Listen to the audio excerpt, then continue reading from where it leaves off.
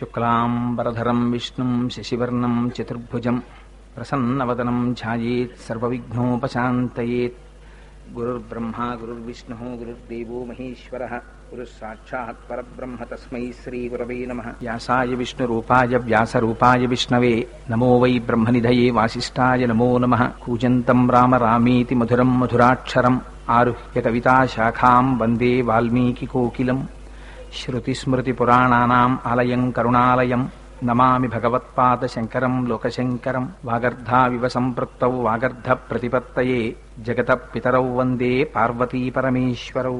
సూక్తిం సమగ్రయతున స్వయమేవ లక్ష్మీః శ్రీరంగరాజమహిషీమధురైకటాక్షైః. వైదగ్ధ్యవర్ణగుణగుంభనగౌరవైర్యాం కండూలకర్ణకుహరాః కవయోధయంతి. హైమోర్ధ్వపుండ్రమజహన్మకుటం సునాసం మందస్మితం మకరకుండలచారుగండం బింబాధరం బహుళదీర్ఘకృపాకటాక్షం. శ్రీవేంకటేశముఖమాత్మని సన్నిధత్తాం మనోజవం మరుతతుల్యవేగం జితేంద్రియం బుద్ధిమతాం వరిష్టం. వాతాత్మజం వనరయూధముఖ్యం శ్రీరామదూతం శిరసా నమామి. ఆపదామపహర్తారం దాతారం సర్వసంపదాం లోకాభిరామం శ్రీరామం భూయో భూయో నమామ్యహం. మాణిక్యవీణాం ముపలాలయంతీం మదాలసాం మంజులవాగ్విలాసాం మహేంద్రనీలద్యుతికోమలాంగీం మాతంగకన్యాం మనసా స్మరామి. సింధూరారుణ విగ్రహాం త్రినయనాం మాణిక్యమౌళిస్ఫురత్తారానాయకశేఖరాం స్మితముఖీం ఆపీనవక్షోరుహాం పాణిభ్యాం అళిపూర్ణరత్నచషకం రక్తోత్పలం బిభ్రతీం సౌమ్యాం రత్నఘటస్థరక్తచరణాం ధ్యాయేత్ పరేదంబికాం. హరి ఓం. పరమేశ్వర స్వరూపమైన సభకి నమస్కారం. కాకినాడ పట్టణం శ్రీపీఠాధిపతులు పరమ పూజనీయులు ఇవాళ కాకినాడ పట్టణం నలుచెరుగుల అద్వైతామృతాన్ని ప్రవహింపచేస్తున్నటువంటి మహాపురుషులు శ్రీ శ్రీ శ్రీ పరిపూర్ణానంద సరస్వతీ స్వాముల వారు ఈనాటి సభా కార్యక్రమానికి విచ్చేసి ప్రారంభోత్సవం చేసి నా యందు ఉండేటటువంటి అవ్యాజమైన వాత్సల్యం చేత కూటశరణలు ప్రారంభించిన తర్వాత ఒక 4 మాటలు విని వెడతానో అని వారికి అనేకమైన కార్యక్రమాల ఒత్తిడి ఉన్నప్పటికీ గురు పూర్ణిమ సందర్భంగా అసుర సంధ్య వేళలో శ్రీపీఠంలో అమ్మవారి యొక్క అర్చనాదులు జరిగి ఎందరో భక్తులు వారి యొక్క అనుగ్రహ భాషణం కొరకు వేచి ఉన్నప్పటికీ కూడా ఔదార్యమైన హృదయంతో 4 మాటలు వినివిడితే వీడి భుజం తట్టి వీడిని ప్రోత్సహించినట్టు అవుతుందని నా మీద ఉండేటటువంటి వాత్సల్యం చేత వారి ఇక్కడ విజయం చేసి ఉండడం నా పురాకృత పుణ్య విశేషం. వారి యొక్క నిర్హేతుక కృపాకటాక్ష వీక్షణంగా భావిస్తూ సాంజలి బంధకంగా వారి పాదములకు శిరస్సు ఉంచి నమస్కరిస్తున్నాను. ఈనాడు సంధ్యారంభ విజృంభితం శృతిశిరస్థానాంతరాధిష్ఠితం సప్రేమ భ్రమరాభిరామమసకృచ్ఛద్వాసనాశోభితం భోగీంద్రాభరణం సమస్త సుమన పూజ్యం గుణావిష్కృతం సేవే మల్లికార్జున మహాలింగం శివాలింగితం అంటారు శంకర భగవత్పాదులు శివానందలహరిలో. పరమపావనమైనటువంటి సమయము. కాలోహి బలవాన్ కర్త సతతం సుఖదుఃఖయో నరాణం పరతంత్రాణం పుణ్యపాపానుయోగత అంటారు వ్యాసులు దేవి భాగవతంలో. కాలము బలవత్తరమైన పరమేశ్వరుని యొక్క స్వరూపము అయినా ఆ కాలము ఒక్కొక్క నాడు పరమ పవిత్రమై ఉంటుంది. ఇవాల్టి రోజున ఆషాఢశుద్ధ పూర్ణిమ, గురు పూర్ణిమ.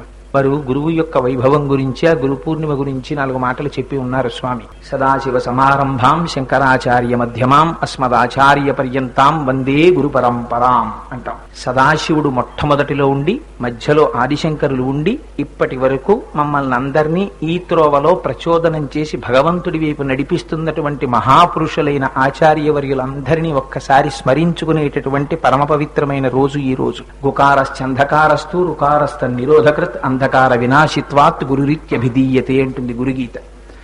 ఆ గురువు లాంటి వ్యక్తి ప్రపంచంలో వేరొకడు ఉండడు. అన్నీ విడిచిపెట్టి ఏకాకి నిస్పృహ శాంత చింతాసూయా వివర్జిత బాల్యభావేన యోభాతి బ్రహ్మజ్ఞానీ సౌచ్యతే అంటారు. ఆయన ఒక్కడే ఏకాకి, తనలో తాను ఆత్మయందు ఉండి సర్వకాలములయందు రమించేటటువంటి స్వరూపంతో ఉంటాడు. ఒకనాడు పరమశివుడు దక్షిణామూర్తిగా వచ్చారు. చిత్రం వటతరోర్మూలే వృద్ధా శిష్య గురుర్యువ గురోస్తు మౌనం వ్యాఖ్యానం శిష్యాస్తు చిన్న సంశయా.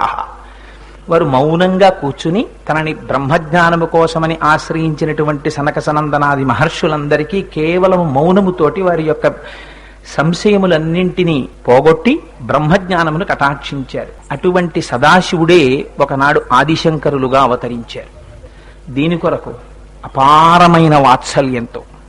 ఒకనాడు వేదము యొక్క ప్రమాణము ప్రశ్నింపబడితే ఒక ఆడ లేడి 15 వేట కుక్కల మధ్యలో నిలబడిపోయిన నాడు కన్నీరు కారుస్తూ ఎంత ఆర్తితో చూస్తుందో అటువంటి పరిస్థితి ఈ దేశంలో ఉత్పన్నమైతే మహానుభావుడు కైలాస శంకరుడు ఆదిశంకరులుగా అవతరించి భారతదేశం నలుచెరగులా పాదచారి అయి పర్యటించి వేదము యొక్క ప్రమాణమును ప్రశ్నించినటువంటి అనేక వాదములను తాను ఖండించి మళ్లీ వేదాంతర్గతమైన అద్వైత సిద్ధాంతమును వ్యాప్తి చేసి అహం బ్రహ్మాస్మి స్థాయికి దిగినటువంటి మహాపురుషుడు.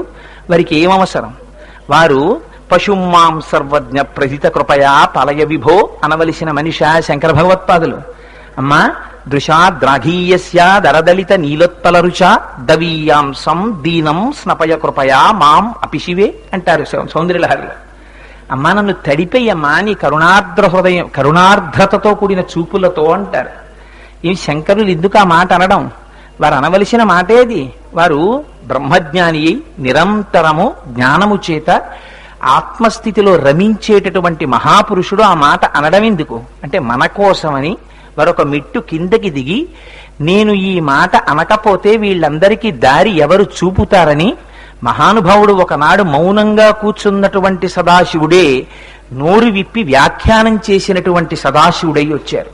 ఒకనాడు కదలకుండా దక్షిణాభిముఖుడై కూర్చున్న సదాశివుడే ఆసేతు హిమాచల పర్యంతమో పర్యటించినటువంటి శంకరుడై వచ్చారు.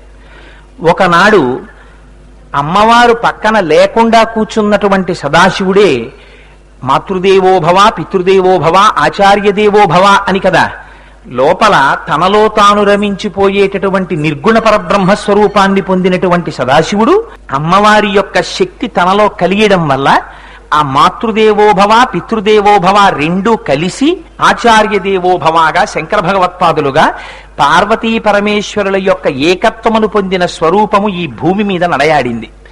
32 సంవత్సరములు మాత్రమే పాంచభౌతికమైన శరీరముతో ఉన్నటువంటి శంకరులు ఆనాడు ఆవిష్కరించినటువంటి ప్రజ్ఞ చేత వేదము యొక్క ప్రమాణము నిలబడి ఆనాడు ఎప్పుడో మహానుభావుడు మళ్లీ వేదమునకు వ్యతిరేకమైన వాదనలు ఈ దేశములో ప్రవేశిస్తాయేమోనని 4 చెరగుల 4 పీఠములను పెట్టి కాపు పెట్టారు. తూర్పున జగన్నాథులో గోవర్ధన పీఠము, పడమర ద్వారకలో కాళికాపీఠము, ఉత్తరమున బదరికాశ్రమములో జ్యోతిపీఠము, దక్షిణమున శృంగగిరిలో శారదాపీఠము 4 పీఠములను పెట్టి మళ్లీ వేద వ్యతిరేకమైనటువంటి వాదనలు భారతగడ్డ మీదకి రాకుండా కాపు పెట్టిన మహనీయుడు శంకరులు. ఆనాటి నుంచి ఈనాటి వరకు వారు పెట్టినటువంటి ఆమ్నాయ సాంప్రదాయాలతో ఆ పీఠాలు నడుస్తూనే ఉన్నాయి. ఇది శంకరులు భారత జాతికి చేసినటువంటి అపారమైన కాంట్రిబ్యూషన్. దానికి ఏమిచ్చి మనం రుణం తీర్చుకోగలం? గురు పూర్ణిమ లాంటి మహోత్కృష్టమైన రోజున భాగవతంలో దశమస్కంధంలో పోతన గారు అంటారు, గురువుకి మీరేమిస్తారు? గురువుకి మీరేమి ఇవ్వలేరు.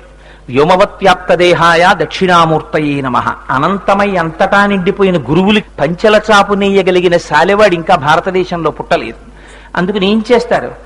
జలజాశాసను తొడి తెచ్చితివి నా సందేశముని చెప్పి నను నిలువం పెట్టితివి నీ కృపన్ బ్రతికితి నీకన్న పుణ్యాత్మకులు కలరే దీనికి నీకున్ ప్రత్యుపకృతిని చేయంగ నేనేర అంజలి ఘటించద భూసురాన్వయమణి సద్బంధు చింతామణి అంటుందమ్మ. ఏం చెయ్యగలను? అందుకని 2 చేతులు కైమోడ్చి నీకు నమస్కరిస్తున్నాను అంటుంది. అందుకని గురువుల యొక్క పాదములను స్మరించి నమస్కరించేటటువంటి పరమ పవిత్రమైన రోజు ఆషాఢ పూర్ణిమ. అక్కడ కూడా బహుశా త్యాగమే. మళ్ళీ ఇంకో నెలలో గురు పూర్ణిమ పెడితే అయ్యో బంధువులు పెళ్లున్నాయి, మా ఇంట్లో శుభకార్యాలున్నాయి, స్వామి మేము ఎలా వచ్చి మీ దర్శనం చేసుకుంటాం అంటారేమోనని ఏ శుభకార్యాలు పెట్టుకోవడానికి అవకాశం లేనటువంటి ఆషాఢ మాసంలో పూర్ణిమే గురువులకి సంబంధించినటువంటి ఉత్సవాలకు సంబంధించిన రోజుగా మార్చారు. అందుకని త్యాగే నైకే అమృతత్వ మనసు, అంతా త్యాగమే గురువులది. భారతీయ సాంప్రదాయంలో అందుకే గురువుకి అంత పెద్ద పీట. మీకు ఇతర సాంప్రదాయాల్లో ఇతరమైనటువంటి రీతులలో ఎక్కడా కనపడదు. ఆ గురువు లేకపోతే ఏది భాషించదు. ఆ గురువు అనేటటువంటిది అంత గొప్ప తత్వం.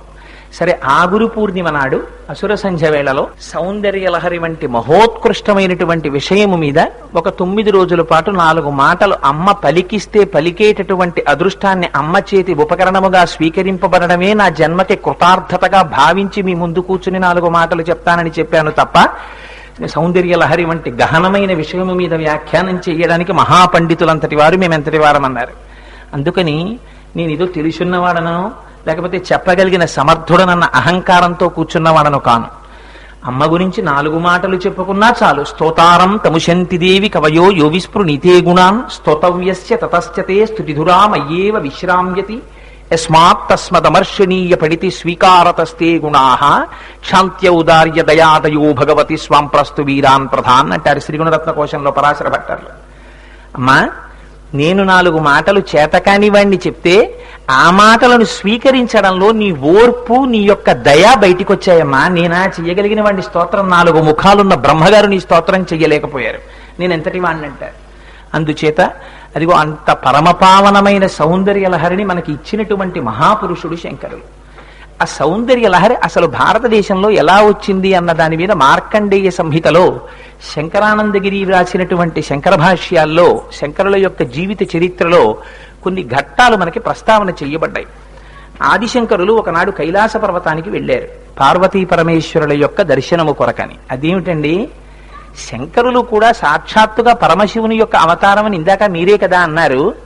మళ్ళీ పరమశివావతారమైనటువంటి శంకరుల యొక్క దర్శనానికి వెళ్ళడం ఏమిటి అంటే, మీరు రామాయణం బాలకాండ ఒకసారి చూడండి. రామచంద్రమూర్తి సాక్షాత్తుగా శ్రీ మహావిష్ణువు యొక్క అంశ. బాలకాండలో వాల్మీకి మహర్షి అంటారు, ఏతస్మిన్ అంతరే విష్ణు రూపయాతో మహాద్యుతి శంఖచక్ర గదాపాణి పీతవాస జగత్పతి అన్నారు. అటువంటి విష్ణువు యొక్క అవతారమే పరశురాముడు. రామావతారం పరశురామావతారం కలుసుకోలా?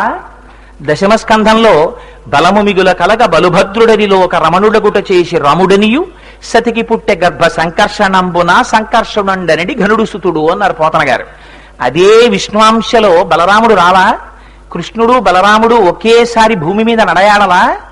అందుకని పరమేశ్వరుని యొక్క రీతి మనం ప్రశ్నించవలసినదిగా ఉండదు. ఒక గురుస్వరూపంతో వచ్చినటువంటి పరమశివుని యొక్క అంశ అయిన శంకర భగవత్పాదుడు ఆ కైలాస పర్వతం మీద ఉండేటటువంటి పార్వతీ పరమేశ్వరుల యొక్క దర్శనము కోసమని వెళ్ళారు. వెడితే మహానుభావుడు పరమశివుడు వారికి 5 ఆత్మలింగములను కటాక్షించారు. అవే ఇప్పటికీ శృంగేరి పీఠంలో, కంచి పీఠంలో, 3వది కేదార్లో, 4వది నేపాల్లోని నీలకంఠేశ్వరాలయంలో, 5వది చిదంబరంలో. ఈ 5 లింగములు కూడా శంకర భగవత్పాదులు భూమి మీదకి తీసుకొచ్చిన తరువాత ఈ 5 లింగములను 5 చోట్ల ప్రతిష్ఠ చేసిన మాట పరమ యథార్థమని నడిచే దేవుడిని ప్రఖ్యాతిగాంచిన చంద్రశేఖర పరమాచార్య స్వామి వారు కూడా ఉటంకించారు. అదే సమయంలో పరమశివుడు 5 లింగములను ఇస్తే అమ్మవారు సౌందర్యలహరి గ్రంథాన్ని శంకర భగవత్పాదులకు ఇచ్చింది. ఇది మార్కండేయ సంహితాంతర్గతమైన విషయము.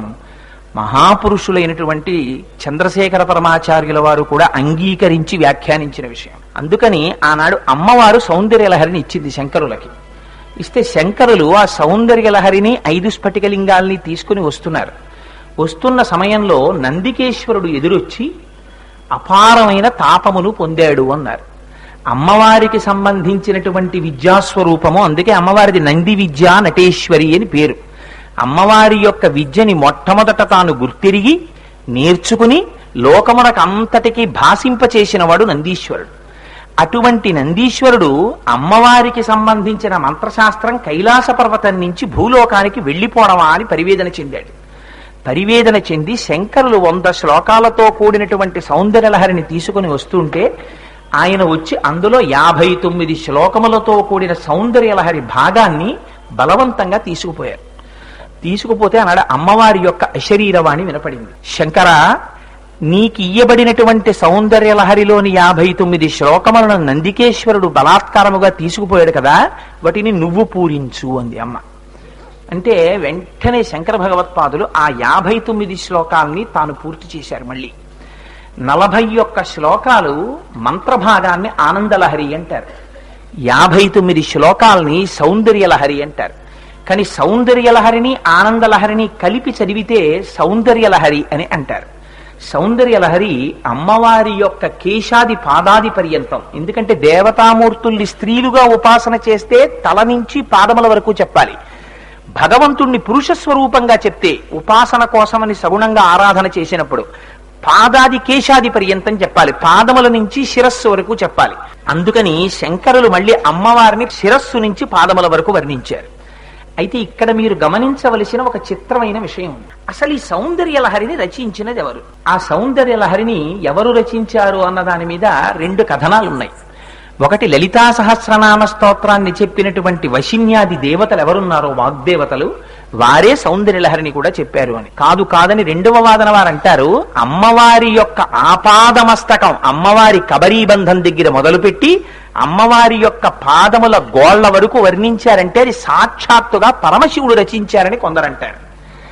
అయితే ఇక్కడ చిత్రమైన విషయం ఏమిటంటే, అమ్మవారు సౌందర్యలహరిని శంకర భగవత్పాదులకిస్తే నందికేశ్వరుడు దాన్ని బలవంతంగా అందులో 51 శ్లోకాలు తీసేసుకుంటే, అమ్మవారు శంకరా మళ్ళీ నువ్వు పూరించుకోవట్ని 59ని అనడం ఎందుకు, శంకరాచార్యులు వారు పూరించడం ఎందుకు, దాన్ని అలా కాకుండా ఓయ్ నందికేశ్వర నేనిచ్చాను ఈ సౌందర్యలహరి శంకరులకు ఇచ్చిసెయ్యి అని అనలేదా అమ్మ? ఇక్కడే అసలు రహస్యం అంతా ఉంది. సౌందర్యలహరి అమ్మవారు ఈ భూమి మీద ఉన్న వారందరికీ ఒక గొప్ప రహస్యాన్ని చెప్పాలనుకుంది. కాలడి శంకరుడే కైలాస శంకరుడు అని చెప్పాలనుకుంది. కాలడిలో జన్మించి ఈ భూమి మీద నడయాడిన శంకర భగవత్పాదులు ఎవరున్నారో వారే సాక్షాత్తుగా కైలాసంలో ఉండేటటువంటి పరమశివుడు. ఈయన ఒకటే, అందుకే ఆయన రచించిన దాన్ని ఈయన పూర్తి చేయగలిగాడు. అయితే అమ్మవారు ఇచ్చేటప్పుడే ఆనందలహరిని ఒకదాన్ని ఇచ్చి సౌందర్యలహరిని నువ్వు పూర్తి చేశాంకరా అనొచ్చు కదా, నందికేశ్వరుడు తీసేసుకునేటట్టు చేయడం ఎందుకు మరి అంటే, దానికి ఒక గొప్ప విశేషం చెప్తారు. ఒక రాజు రాజ్యాన్ని చేస్తున్నాడు. ఆ రాజుకు ఒక కుమారుడు ఉన్నాడు. ఆయన సర్వసమర్థుడు. అంత సర్వసమర్థుడైనటువంటి కుమారుడు ఆయన రాజ్యాన్ని ఏలగలిగిన వాడు, తండ్రితో సమానుడు. తల్లి ఎప్పుడైనా పిల్లవాడిని పిలిచి నువ్వు కూడా సమర్థుడవు, అందుకని మీ నాన్నగారి రాజ్యంలో అర్ధభాగాన్ని నువ్వు తీసుకుని పరిపాలించు అని అమ్మ అంటుందా? అలా అనదు. భర్తగారే రాజ్యం ఏలాలి. కానీ ఒకనాడు భర్తగారు అంతఃపురంలో లేకుండా ఎక్కడికో వెళ్ళినటువంటి సమయంలో శత్రువులు దండయాత్ర చేశారు. అప్పుడు తల్లి ఏమంటుంది రాజకుమారుణ్ణి పిలిచి, శత్రువులు వచ్చి రాజ్యం మీద దండయాత్ర చేశారు, నీ తండ్రి గారు వేరొక పని మీద వేరొక చోటికి వెళ్ళారు, నువ్వు కూడా తండ్రితో సమానమైన ప్రజ్ఞ కలిగిన వాడవు, అందుకని నువ్వు శత్రువుని ఓడించి విడిపించు అంటుంది రాజ్యాన్ని.